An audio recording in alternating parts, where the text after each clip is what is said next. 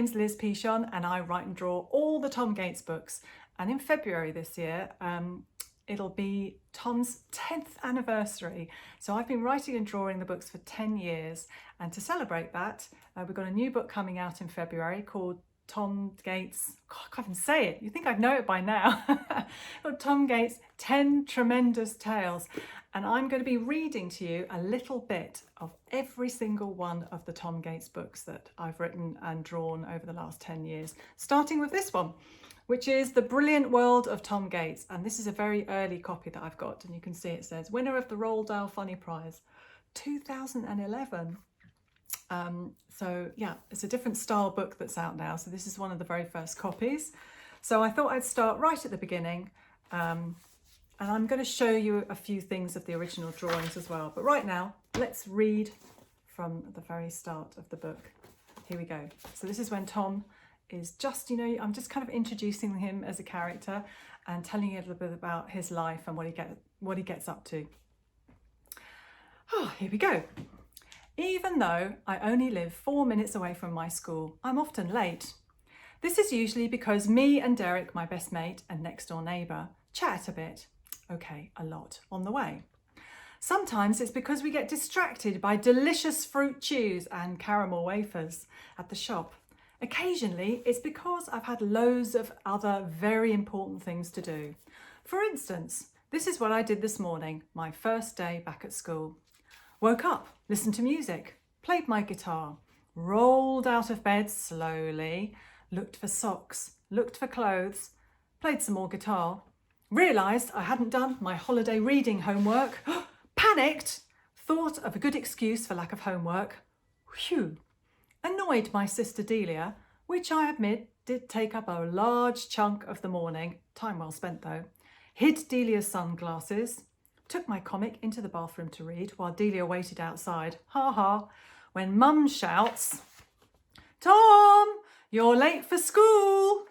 Run past Delia, who's still waiting outside the bathroom and quite cross now, ignore her sisterly love, creep, save precious time by not brushing hair, not brushing teeth for very long, not kissing Mum goodbye, too old for that kind of thing, eat the last piece of toast, then grab my packed lunch and my bike and shout bye to anyone who can hear me.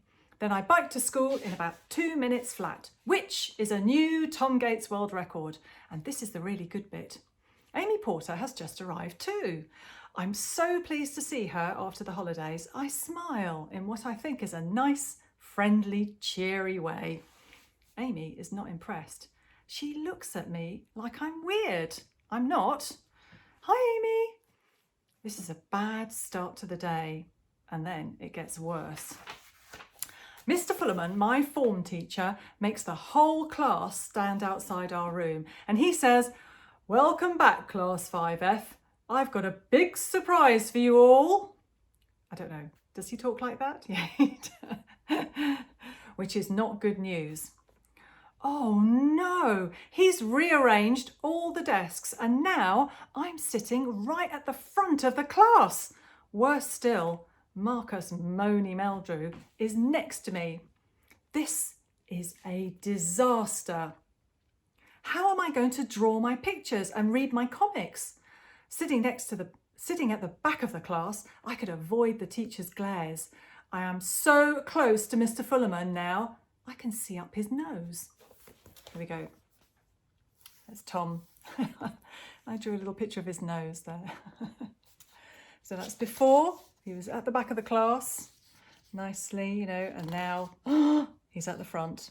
Tom Gates, I can see you.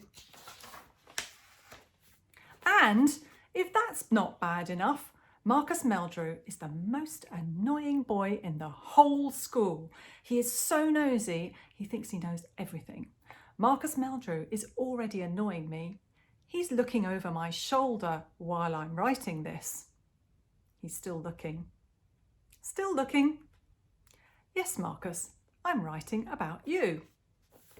Marcus Meldrew has a face like a mouse. Marcus Meldrew has a face like a moose. Moosey Marcus. He's stopped looking now. But on the other side of me, the good news is that I am now sitting next to Amy Porter, who is very smart and nice. even though she didn't seem thrilled to see me this morning. Brilliant! At least I can have a sneaky look over her shoulder for a few right answers. I think she's looking at me now. Amy Porter is very nice. Amy Porter is smart. She's not looking. She's ignoring me, I think.